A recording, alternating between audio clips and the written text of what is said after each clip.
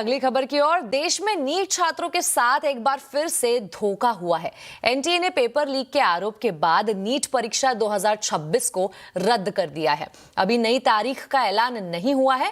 आपको बता दें, मामले की जांच सीबीआई करेगी। देश भर में 3 मई को करीब 23 लाख छात्र नीट परीक्षा में शामिल हुए थे, लेकिन कुछ ही दिन बाद नीट पेपर लीक की बात मीडिया में आ गई। धांधली का खुलासा सबसे पहले राजस्थान में हुआ। राजस्थान पुलिस के स्पेशल ऑपरेशन ग्रुप ने कई आरोपियों को हिरासत में भी लिया है। इस पर ज्यादा अपडेट के लिए हमारे साथ जुड़ी है संवाददाता दीपाली नंदा। दीपाली, बताइए आखिर क्यों रद्द करनी पड़ी है नीट की परीक्षा और इस मामले में फिलहाल लेटेस्ट अपडेट क्या है? देखिए, ऐसा पहली बार नहीं हुआ है जब देश की सबसे बड़ी मेडिकल परीक्षा जो कि नीट की परीक्षा कही जाती है उसे रद्द कर दिया गया है। पेपर लीक के आरोप लगे और सबसे पहले जिस तरह से आपने भी दर्शकों को बताया कि राजस्थान में ये शिकायत सामने आई और जब एसओजी ने इसकी पूरी जांच की तो पाया गया कि नीट परीक्षा में जो एग्जामिनेशन आया है 720 नंबर का पेपर है और उसमें से 600 से ज्यादा वही क्वेश्चंस और आंसर्स मिले हैं एग्जामिनेशन में जिसका गेस्ट पेपर लीक किया गया था। उसके बाद एनटीए ने ये बड़ा कदम उठाया कि नीट की परीक्षा 2026 को पूरी तरह से रद्द कर दिया गया। अब री एग्जामिनेशन किया जाएगा। हालांकि अभी तारीख तय नहीं की गई है और यहां पर जो एनटीए की तरफ से जानकारी दी गई है वो ये कि किसी भी तरह से दोबारा रजिस्ट्रेशन कराने की जरूरत नहीं है और जो सेंटर्स पहले अलॉट किए गए थे वही सेंटर्स है जहां पर जाकर एस्पिरेंट्स अपना एग्जाम देंगे।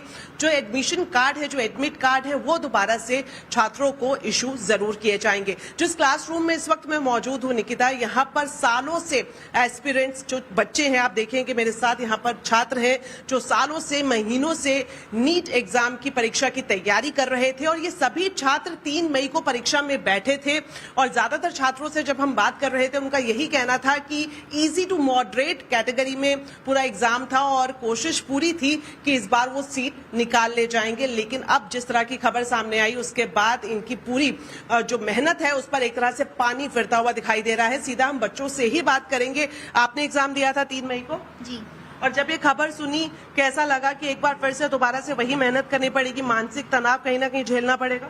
एक साल में जो मैंने मेंटली प्रिपेयर किया था खुद को कि वो 3 घंटे मुझे बहुत ज़्यादा फोकस्ड रहना है, कुछ भी चीज़ और नहीं सोचनी है, वो चीज़ दोबारा से करना बहुत डिफिकल्ट है क्योंकि उसको बिल्ड करने में बहुत टाइम लगता है ना। उसको वापस से मतलब जो प्रिपरेशन मैंने की पूरे साल उसको वापस से 1 महीने में दोबारा से दोहराना अगेन एंड 3 मई से पहले तक हमारा जो डिसिप्लिन था वो 10 दिन में, तो ऑब्वियसली बिकॉज हम लोग 3 मई को जो पेपर देकर आए तो we were free of mind, but वापस से 10 दिन में हम लोग इतना ज़्यादा फ्री ऑफ माइंड हो गए एंड दोबारा से उस डिसिप्लिन को मेंटेन करना। बिल्कुल, जिस तरह से बच्चे बता रहे थे कि जब इन्होंने एग्जाम दिया इनको थोड़ा सा रिलैक्स हो गया, इन्होंने सोचा कि अब पेपर अच्छा गया है, अब काउंसलिंग की तैयारी करेंगे।